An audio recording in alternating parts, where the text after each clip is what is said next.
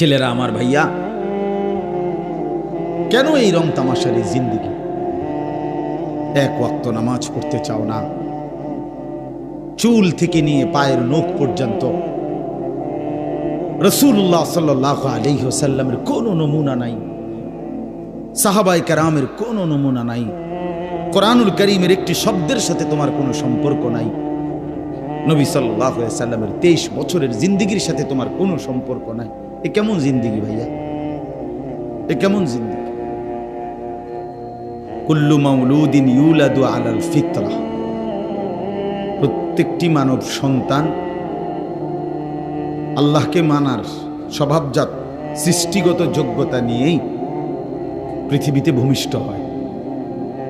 অর্থাৎ মানুষ মাত্রই আল্লাহকে মানার, আল্লাহর হুকুম মানার পূর্ণ যোগ্যতা দিয়েই আল্লাহ তাকে দুনিয়ায় পাঠায়।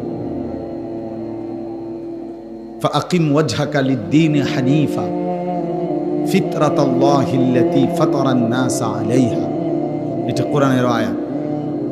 আল্লাহ তাআলা বলেন, তুমি পুরাপুরি নিজেকে দ্বীনের দিকে ফিরে রাখো।